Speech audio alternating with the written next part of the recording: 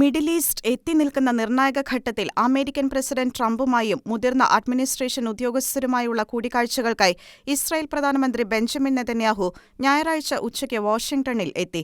താൻ വാഷിംഗ്ടണിൽ പ്രസിഡന്റ് ട്രംപുമായി വളരെ പ്രധാനപ്പെട്ട ഒരു കൂടിക്കാഴ്ചയ്ക്കായി പോകുന്നുവെന്ന് നെതന്യാഹു വാഷിംഗ്ടണിലേക്ക് ഔദ്യോഗിക സന്ദർശനത്തിന് പുറപ്പെടുന്നതിന് മുൻപ് മാധ്യമങ്ങളോട് പ്രതികരിച്ചു. പ്രസിഡന്റായുള്ള സ്ഥാനാരോഹണത്തിന് ശേഷം ഒരു വിദേശ നേതാവുമായുള്ള ട്രംപിന്റെ ആദ്യ കൂടിക്കാഴ്ചയ്ക്കാണ് വേദിയൊരുങ്ങുന്നത്. ഇസ്രായേൽ അമേരിക്കൻ സഖ്യത്തിന്റെ ശക്തിയുടെ സാക്ഷ്യമാണിതെന്ന് താൻ കരുതുന്നതായും തങ്ങളുടെ വ്യക്തിപരമായ സൗഹൃദത്തിന്റെ ദൃഢമായ സാക്ഷ്യം കൂടിയാണിതെന്നും നെതന്യാഹു പറഞ്ഞു.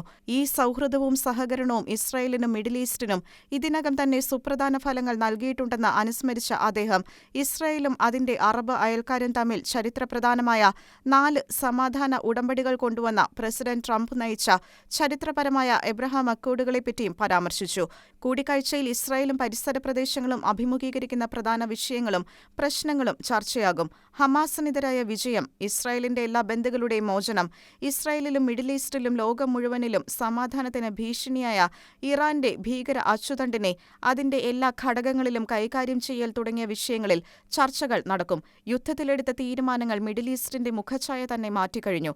എന്നാൽ പ്രസിഡന്റ് ട്രംപുമായി അടുത്ത് പ്രവർത്തിച്ച് മിഡിൽ ഈസ്റ്റിന്റെ ഭൂപടം വീണ്ടും വരച്ച് അത് കൂടുതൽ മികച്ചതാക്കാൻ കഴിയുമെന്ന് വിശ്വസിക്കുന്നുവെന്നും നെതന്യാഹു വ്യക്തമാക്കി. സുരക്ഷ ശക്തിപ്പെടുത്താനും സമാധാന വലയം വിശാലമാക്കാനും സമാധാനത്തിന്റെ ശ്രദ്ധേയമായ ഒരു യുഗം കൈവരിക്കാനും കഴിയുമെന്ന് താൻ വിശ്വസിക്കുന്നതായും അദ്ദേഹം കൂട്ടിച്ചേർത്തു. International desk, Shekinah news.